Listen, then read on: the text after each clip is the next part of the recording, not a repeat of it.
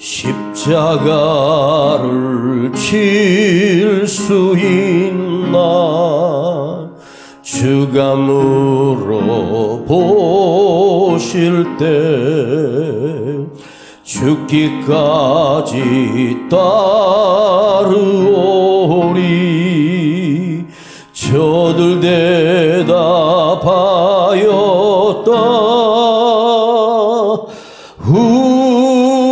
우리의 심령 주의 것이니 당신의 영상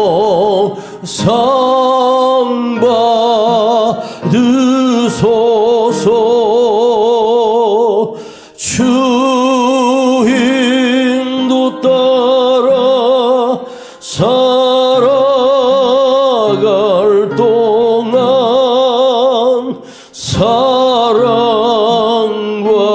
충성 늘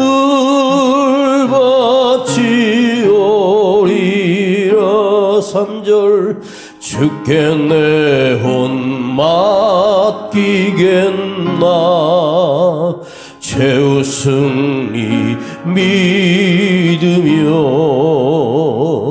적은 근심 허둔 그늘 너를 둘러 덮을 때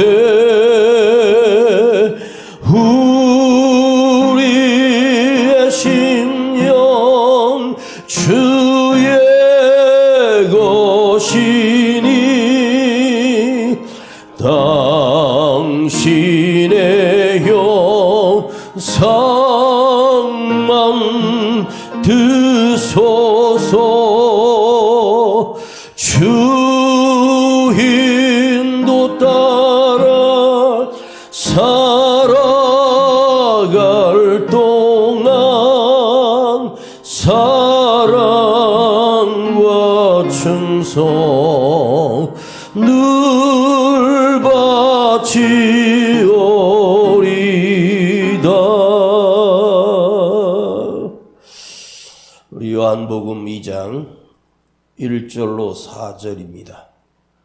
요한복음 2장 1절로 4절 신약성경 144페이지쯤에 있습니다. 요한복음 2장 1절부터 4절까지 말씀을 봉독합니다. 시작. 사흘 되던 날에 갈릴리 가나에 혼인이 있어 예수의 어머니도 거기 계시고 예수와 그 제자들도 혼인의 청함을 받았더니 포도주가 모자란지라 예수의 어머니가 예수에게 이르되 저에게 포도주가 없다 하니 예수께서 가라사대 여자여 나와 무슨 상관이 있나이까 내 때가 아직 이르지 못하였나이다. 아멘. 지난주에 이어서 동일한 본문을 가지고 오늘 또 새로운 말씀을 묵상해 보려고 합니다. 우리나라의 임진왜란이 1952년도에 일어납니다.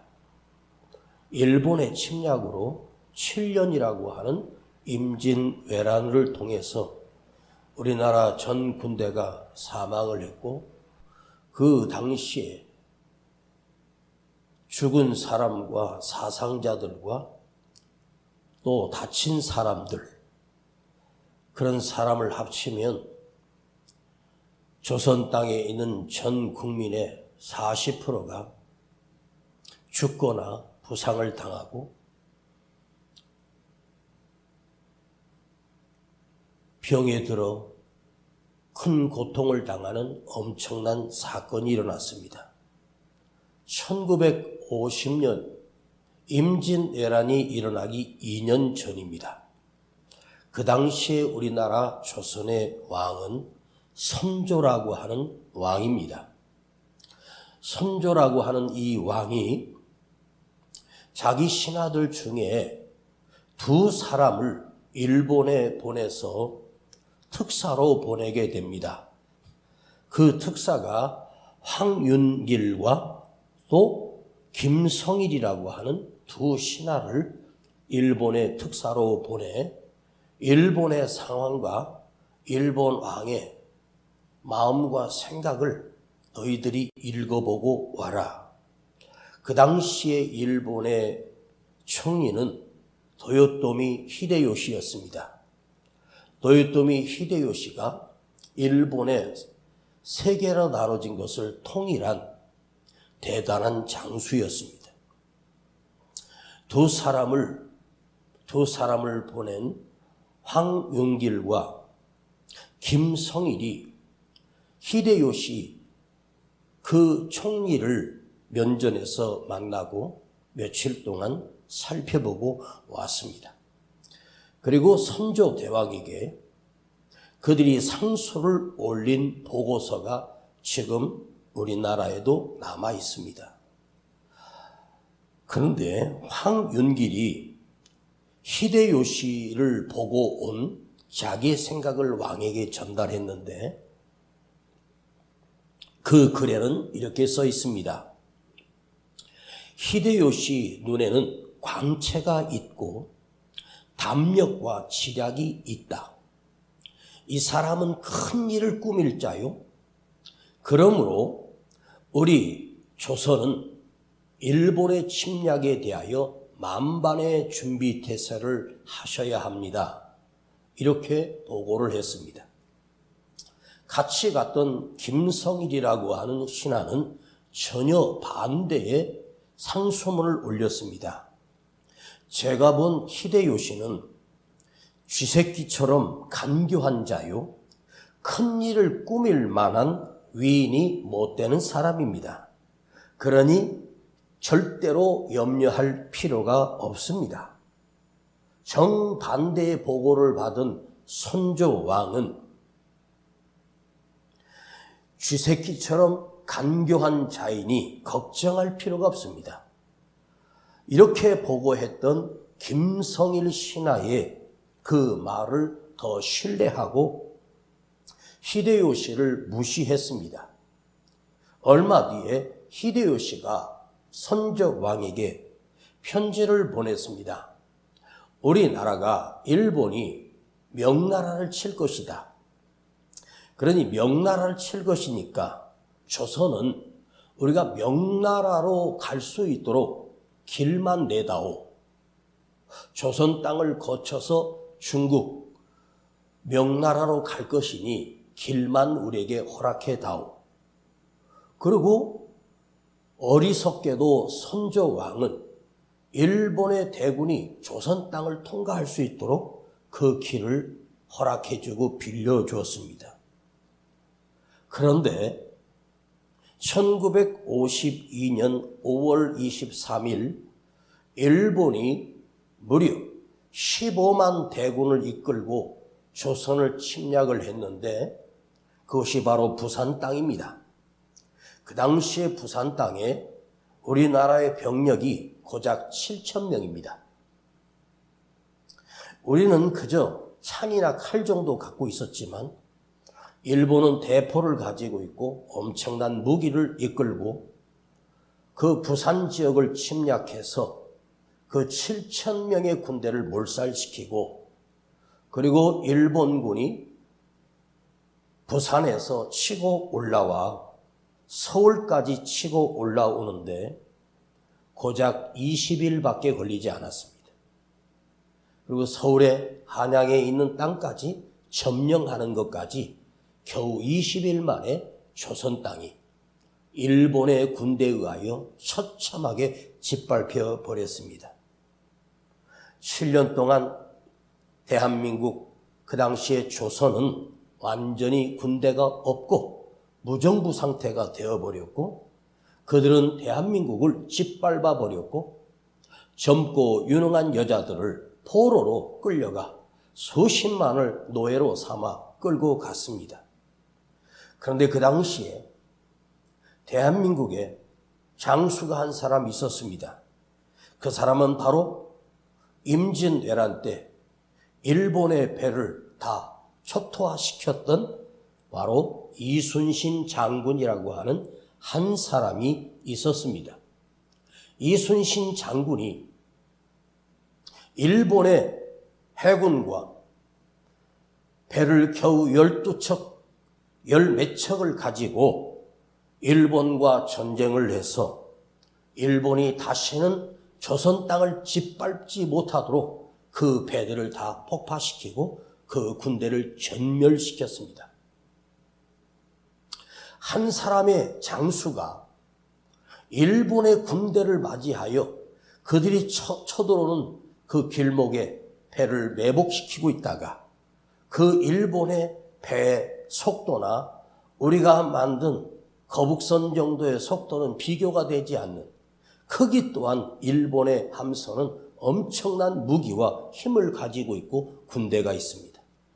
그런데 이순신 장군 한 사람이 깨어있는 사람이 임진왜란을 종식시키는 위대한 장수가 바로 이순신 장군입니다. 아마도 대한민국에 예전부터 우리의 위대한 존경받는 영웅을 한 사람을 뽑으라면 세종대왕과 이순신 장군, 그리고 세종대왕보다 더 이순신 장군을 우리 후손들은 그의 공력과 그의 용기를 다 기억하고 있고 이순신 장군이 싸웠던 그 전쟁을 영화화하여 저도 그 영화 명량이라고 하는 영화를 본 적이 있었습니다. 기업이라고 하는 것도 그래요. 엄청나게 큰 기업도 한 사람의 잘못된 선택으로 그 기업이 한순간에 무너지는 기업도 있고 그 기업이, 작은 기업이 한 사람의 지혜와 역량으로 무너진 기업을 살리고 일으킬 수 있는 한 사람이 있다는 말입니다. 우리가 이 세상을 살아가면서 어떤 조직이든 어떤 단체든 한 사람 때문에 망할 수도 있고 한 사람 때문에 흥황할 수도 있다는 말이에요. 여러 사람의가 아니라 단 한 사람입니다.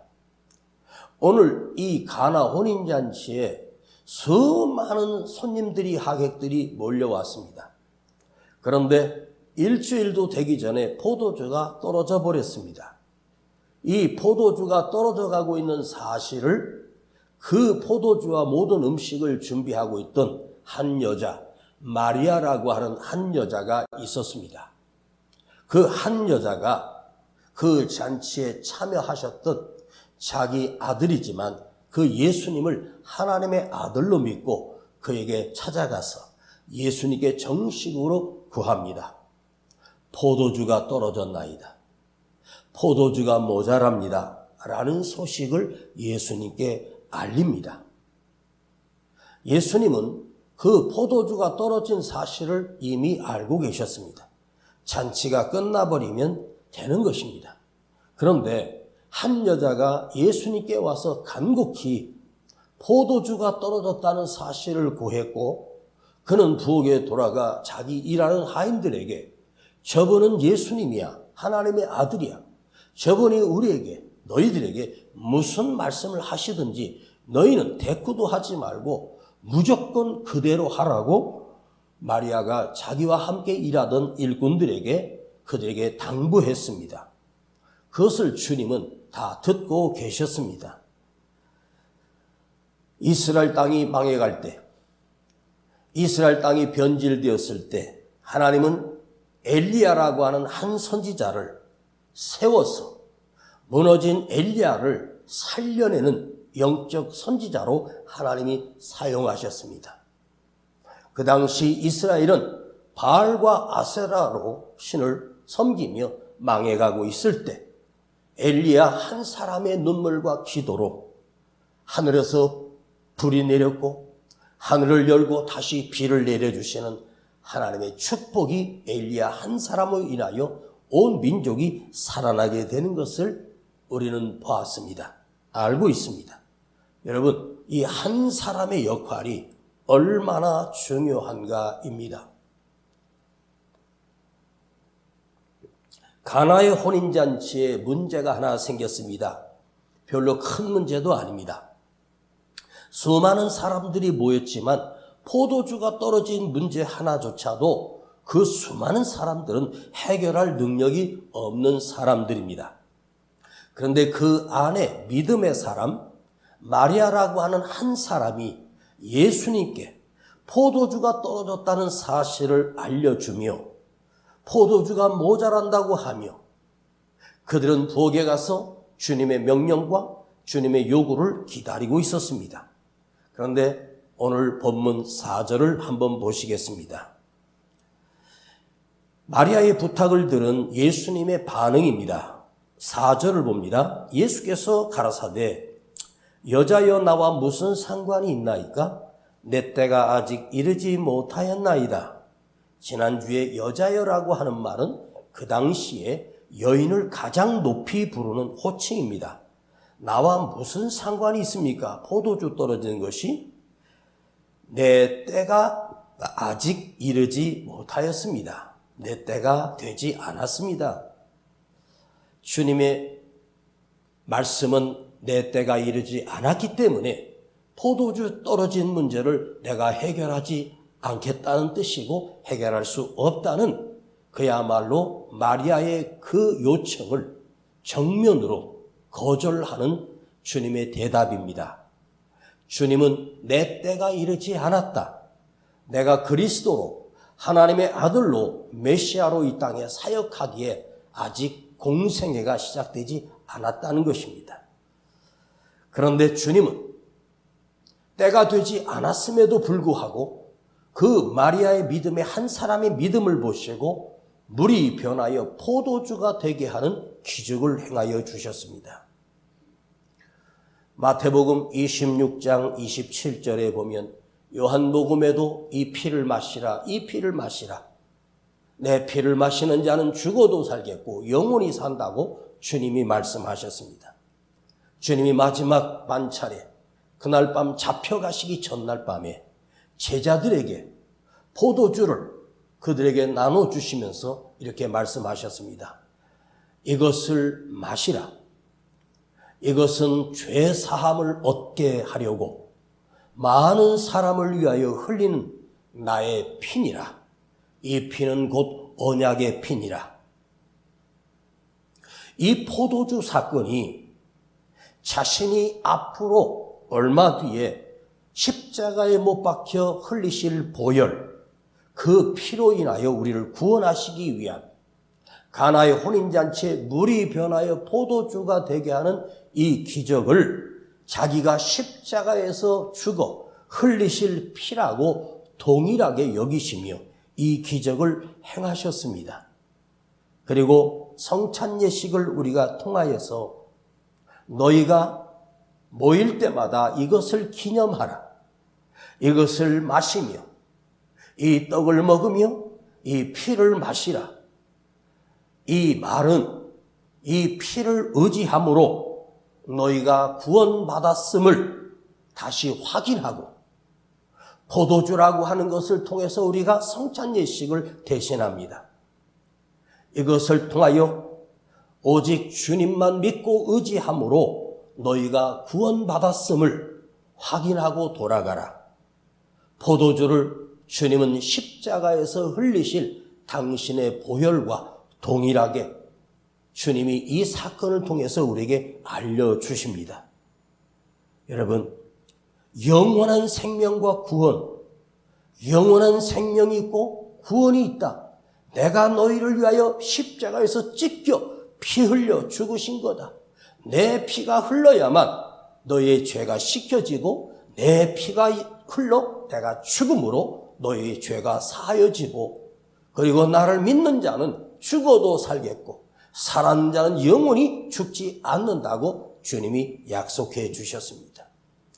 오늘 이 밤에 수요밤에 나온 저와 여러분들이 가슴 안에 반드시 새겨야 할 말씀이 있습니다. 가나의 혼인잔치, 이 포도주 사건 그 자체만을 관심을 가지라는 것이 아닙니다. 그냥 포도주, 물이 변하여 포도주가 됐다는 그 기적은 그 누구는 아니 물을 변해서 포도주가 됐대? 아 그런가 보다 하지만 그러나 이 사건을 통해서 그것이 그냥 혼인잔치에서 포도주 떨어진 문제를 해결해 주셨다라고 생각하면 나와 아무 상관이 없는 거예요. 그러나 그 포도주는 그냥 포도주가 아니라 주님이 만드신, 너희가 물론은 세례를 받아도 구원받는 것이 아니야. 물로 세례 받았다고 구원받는다면 여러분이 청년 때 어릴 때 세례를 받았다고 해서 구원이 영원히 약속되는 게 아니에요. 너희가 모일 때마다 나를 기념해서 이 피를 마시라 하는 것은 언제나 현재적 나의 믿음으로 말미암아 가는 것입니다. 내가 얼마 전까지 믿었는데 지금은 믿지 않고 오늘 세상을 떠난다면 그 믿음으로 나는 구원받는 게 아니에요. 오늘의 믿음이 믿음이고 지금 현재의 믿음이 믿음입니다. 여러분, 가나의 혼인잔치는 우리에게 영원한 기쁨을 주시는 구원의 잔치였습니다. 우리가 교회 생활에서 무슨 일을 하든지 어떤 일을 맡겨서 하든지 사실은 교회는 우리가 일하기 위하여 모인 곳이 아닙니다. 여기 와서 뭐를 일하고 수고하고 그것이 목적이 아닙니다. 여러분 직장에서는 거기 가서 일하고 그 맡은 일을 감당해야 되고 하기 싫어도 해야 되는 이유는 월급을 타서 먹고 살기 위함입니다. 신앙생활은 무슨 일하기 위해서 오는 것이 아닙니다. 무슨 역할을 맡았기 때문에 와서 예배드리는 것이 아닙니다.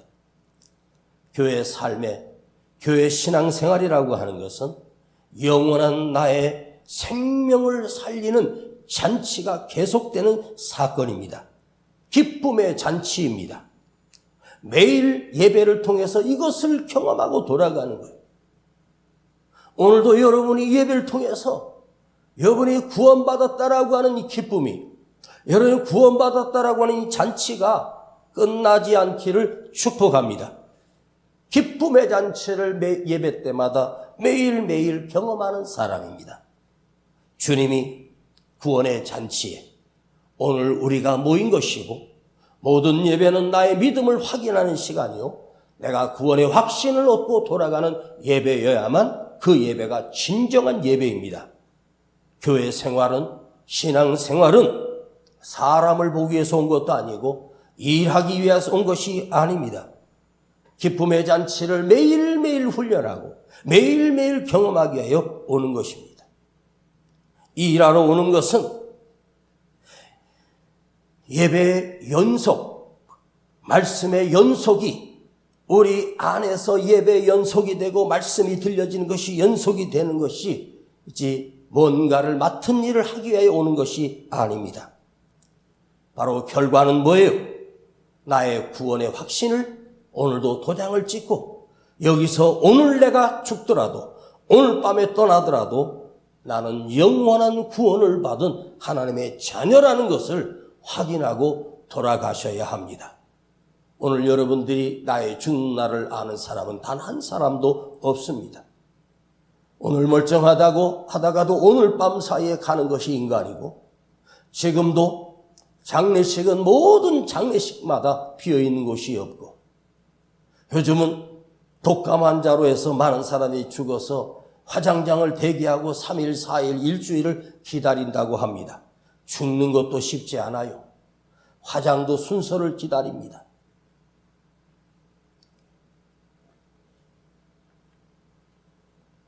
우리가 교회를 섬기는 것은 무슨 일을 하고 뭐를 하고 하는 건 아무 중요하지 않습니다.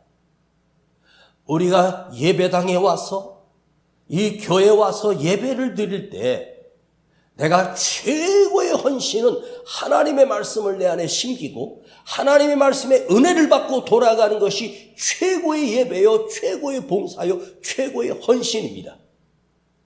이것을 잃어버리면 와서 무슨 대단한 일을 해도 소용이 없습니다. 목사인 저도 하나님의 말씀을 준비하여 여러분과 목이 아프도록 하는 것 또한 저도 예배에 대한 말씀에 대한 헌신이고 주님을 향한 헌신입니다. 나의 십자가를 지고 내가 감당해야 될 십자가를 지고 가는 것. 우리 주님은 우리를 부르시면서 당신의 제자를 부르시면서 나를 따르려거든 너를 부인하고 자기 십자가를 지고 나를 쫓을 것이니라 이렇게 말씀하셨어요. 바로 그 십자가를 질 수 있도록 우리 주님께 힘과 능력을 공급해달라고 우리는 기도해야 됩니다.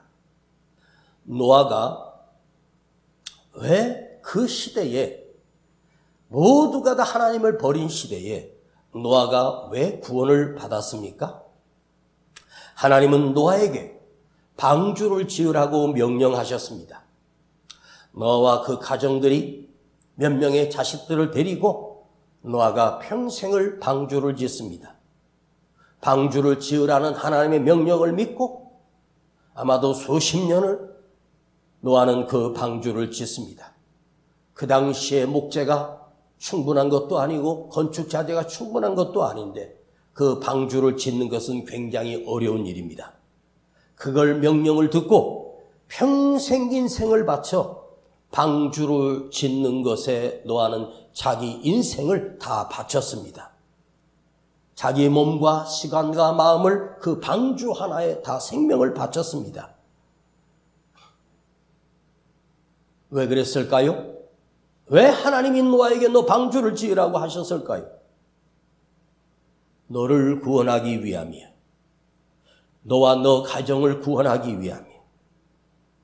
자, 요셉이 애굽의 노예로 팔려갔습니다. 노예살이를 10년 하고 감옥살이를 3년 했습니다.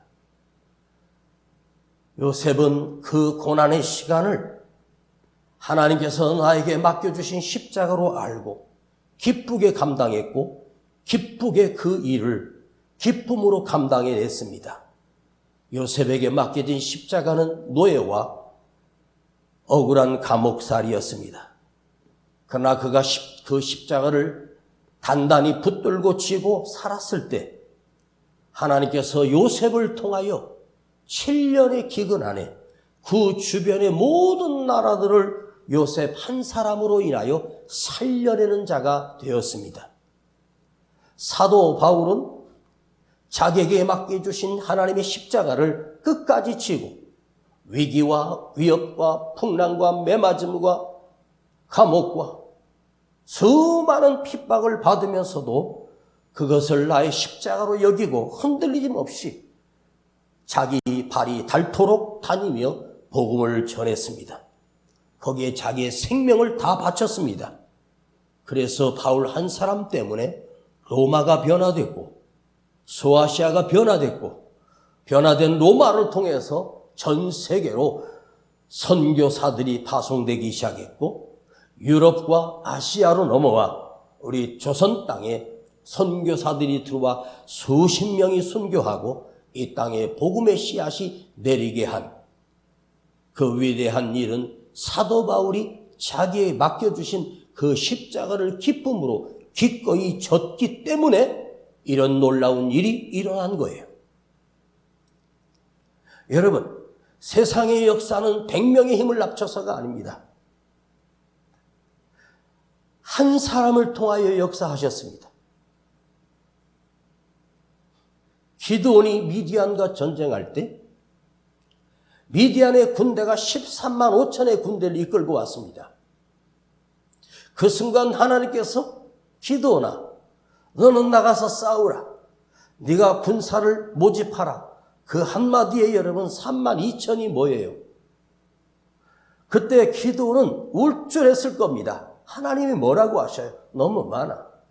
줄여. 두려워 떠는 자를 가라고 했더니 2만 2천이 돌아가고 10,000명 남았습니다. 너무 많다. 내가에 가서 물을 마시게 하고 어떻게 물을 마시고 방법을 네가 보고 거기서 개처럼 핥아먹는 자들을 보내고 손으로 물을 떠서 먹는 자들을 남겼는데 그 사람들이 겨우 300명 남았습니다. 300명을 딱 남겨놓으시고 하나님이 이제 나가서 싸우라는 것입니다. 13만의 5천 군대와 300명의 오합지졸들과 무슨 일을 하겠습니까? 그러나 기드온은 300명을 가지고 그들은 칼을 가지고 나간 것이 아닙니다. 한 손에 항아리에 숨겨진 횃불과 한 손에 양각 나팔을 들고 그냥 전쟁터에 나갑니다. 그리고 나팔을 불고 항아리를 깨트리고 여호와의 칼이여 기드온의 칼이여 이것만 외치라고 하십니다. 그랬더니 저 앞에서 하나님의 천군 천사가 13만 5천 군대를 다 죽이고 끝났습니다. 하나님께서 왜 기드온에게 3만 2천 중에 300명으로 줄였을까요? 순종하는 사람을 하나님이 고르시는 거예요. 횃불 들 수 있는 힘만 있고 양각 나팔을 불 수 있는 입으로 후 내빼들 수 있는 사람만이 하나님께서 그 능력 항아리 들 수 있고 한 손에 나팔 제가 그 무게를 대충 재봐도 아무리 많이 재도 10kg가 되지 않습니다. 3, 4kg 될 거예요. 그 당시에 쓰던 양각 나팔은 무게가 한 500g 되는 것이고 항아리 작은 항아리에 횃불을 감추는 것은 기껏 해봐야 1kg 정도밖에 안 됩니다. 군대 가서 제가 맸던 총이 2.75kg였습니다. 그러니 2kg도 안 돼요. 1.5kg밖에 안 되는 거 그 들 힘만 있고 깨트릴 수 있는 힘만 있고 나팔 불 수 있는 힘만 있고 여호와의 칼 기드온의 칼 이것만 말할 수 있는 사람을 하나님 뽑으셨습니다. 아무나 하는 거예요.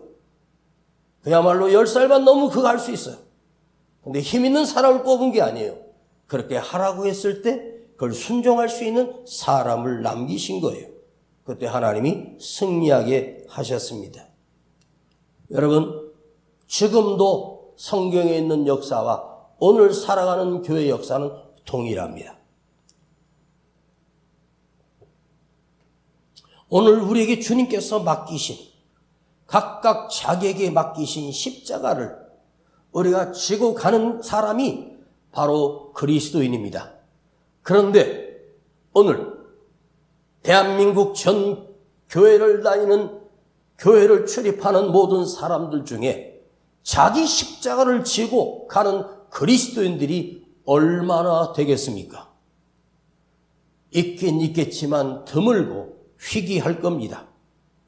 오늘날 성도들은 자기 교회 생활에 조금만 불편하면 십자가고 뭐고 예수고 뭐고 다 때려치우는 그런 세대가 되었습니다.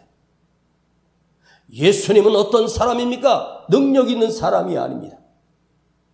예수님의 제자들도 무식하고 미련하고 배운 것도 없는 사람들을 모으셨습니다. 주님이 원하시는 건 능력 있는 사람이 아니라 자기에게 맡겨진 십자가를 끝까지 지고 감당할 사람을 주님이 제자로 삼으신 것입니다. 예수님의 십자가를 한번 생각해 보십시다. 예수님은 십자가를 질 아무런 죄가 없는 분입니다. 예수님의 십자가를 지고 죽으셔야 할 이유가 없습니다.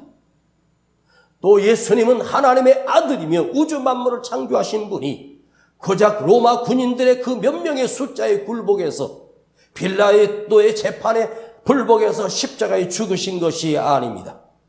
주님은 그 십자가를 얼마든지 팽개칠 수 있고 그들을 잡으러 온 군대를 천군 천사를 통해서 로마의 수백만 군대도 주님이 다 박살낼 수 있는 능력 있는 분입니다. 그러나 주님은 그 십자가에서 힘없는 것처럼 능력 없는 것처럼 십자가에서 온갖 누명을 쓰고 죄를 다 뒤집어 씌워서 그들은 죽였습니다. 그래야만 우리를 구원하실 수 있습니다. 내가 예수를 믿고 십자가를 지고 간다는 것은 무엇입니까? 내가 억울한 누명을 쓰고 억울한 말소리를 듣고 말도 안 되는 오해를 씌워내고 그런 것에 이것이 내게 주신 주님이 맡겼던 주님이 쓰셨던 누명이요 주님이 씌웠던 그 억울함이지만 우리 주님은 결코 억울하다고 하지 않았고 비참하다고 하지 않았고 십자가에서 달려 죽는 순간까지 저들이 알지 못하니 아버지여 저들을 용서해달라고 주님은 기도하셨습니다. 우리가 예수 믿는 것은 어쩌면 억울한 누명도 쓰고 손가락질을 당하고 여러분, 사람이 누군가를 나를 인정해주고 그것이 십자가가 아닙니다.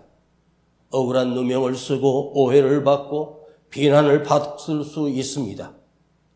그것을 누군가에게 다 해명할 길은 없습니다.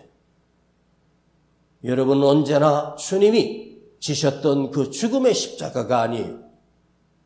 바로 내가 져야 할 나의 십자가입니다. 감히 예수님의 십자가와 내가 진 십자가는 비교될 수 없는 작은 십자가입니다.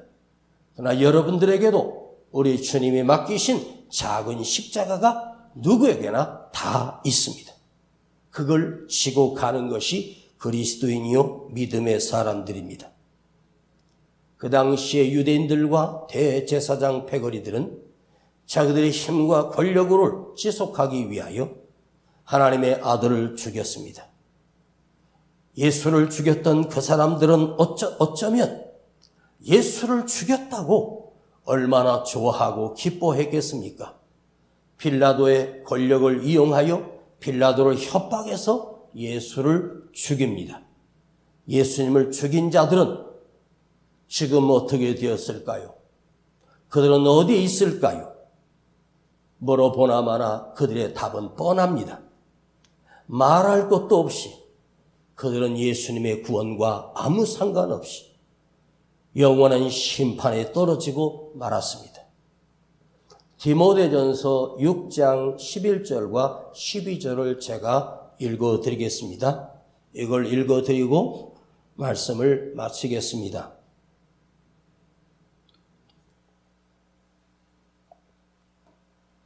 디모데전서 6장 11절과 12절입니다. 안 찾아도 됩니다. 제가 읽어드릴게요. 오직 너 하나님의 사람아, 이것들을 피하라. 이것들을 피하고 의와 경건과 믿음과 사랑과 인내와 온유를 따르며 믿음의 선한 싸움을 싸우라. 영생을 선택하라. 이것 때문에 너희가 부르심을 입었고 많은 증인들 앞에서 선한 증거를 증거하였도다. 오직 너 하나님의 사람아, 이것들을 피하고 더러운 것을 피하고 의와 경건과 믿음과 사랑과 인내와 온유를 따르며 믿음의 선한 싸움을 싸우라. 사도 바울이 성도들에게 마지막 죽어가며 이 편지를 보냈습니다. 의와 진리와 끝까지 주를 위하여 십자가를 지고 감당하라. 오직 너 하나님의 사람아. 오직 너 하나님의 사람아. 하나님의 사람아. 지금 이 시대에 하나님의 사람들이 얼마나 있을까요? 하나님의 사람을 찾기가 힘들고 어려울 것입니다. 그러나 하나님은 오늘도 너 하나님의 사람아, 이 사람들을 주님은 우리 교회 안에서 찾고 계십니다. 그럼에도 불구하고 아직도 이 땅에 너 하나님의 사람아, 하나님의 사람들이 저는 있다고 확신합니다. 하나님의 사람이 누구일까요? 하나님을 위하여 사는 사람이요? 그 믿음을 지키며 사는 사람이요? 결국 주를 위하여 살다가 죽는 사람이 너 하나님의 사람입니다. 끝까지 그 믿음을 지키며 죽음을 앞에 두고도 자기 십자가를 지고 끝까지 주님을 따라가는 사람들이 너 하나님의 사람. 주님은 가나 혼인잔치에 한 사람의 믿음을 보시고 우리 주님은 기적을 베풀어 주셨고 그 한 사람을 통해서 교회가 세워지고 그 한 사람을 통해서 이 나라가 살아나고 가정이 살아납니다. 그대는 여러분의 가정에 진정한 그리스도인으로 남아서 우리 가정을 살리고 우리 교회를 살리고 조국 대한민국을 살리는 너 하나님의 사람이 되기를 간절히 축복합니다. 오늘 그대가 오늘 이 말씀을 듣는 저와 여러분이 믿음의 사람이 되고 저와 여러분이 하나님의 사람이 되는 끝까지 주님을 십자가를 내 믿음을 지키는 이 마지막 때의 진정한 교회를 끝까지 섬기는 오늘 가나 잔치에 예수님께 가서 때가 되지 않았음에도 그 기적을 행하셔서 그 기적이 결국 당신의 마지막 십자가에 흘리실 보혈로 만드신 이 마리아처럼 너 하나님의 사람이 되고 여러분 무엇이 부족하고 모자라면 주님께 나아가 주여 포도주가 떨어졌습니다. 주님께 아뢰고 구하는 그 믿음이 바로 주님의 능력을 온전히 믿기 때문입니다. 주님이 역사하시는 때는 내가 믿음 안에 주님의 때가 오늘도 이루어지고 있고 오늘도 역사하고 있음을 믿으십시오. 결코 낭망하지 말고 낙심하지 말고 내 믿음을 끝까지 지켜가기를 간절히 축원합니다. 기도하십시다.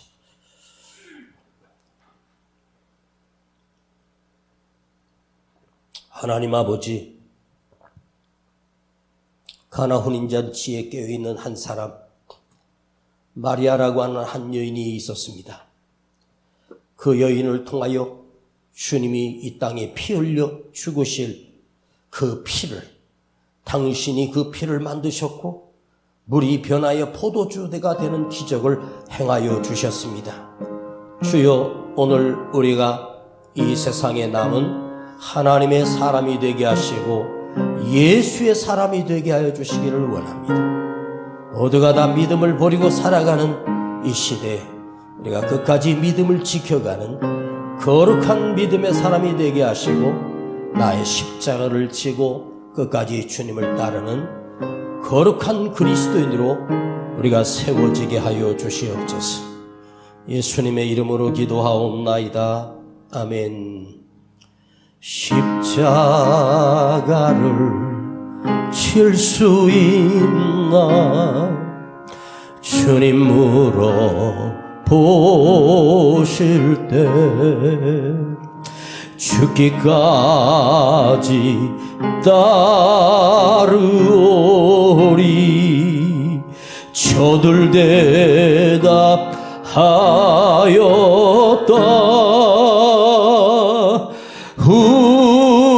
우리의 심령 주의 것이니 당신의 형상 만드소서. 주인도 따라 살아갈 동안 사랑과 충성 늘 바치 오리다. 오늘 이 시대에 무슨 십자가를 지고 가냐고 황당한 세상입니다. 그러나 아닙니다. 복음은 영원히 복음이며 진리는 영원히 진리입니다. 주님의 말씀이 진리입니다. 오늘도 나의 십자가를 끝까지 지고 주님을 따르는 진정한 그리스도인이 되기를 원하고 진정한 믿음을 세우는 그리스도인 되게 하옵소서. 주여 나도 십자가 지고 주님을 따르게 하시고 내게 맡겨주신 사명을 감당하는 거룩한 그리스도인으로 끝까지 하나님의 사람으로 살기를 원합니다. 오늘 밤에 함께 기도하고 돌아갑니다. 주여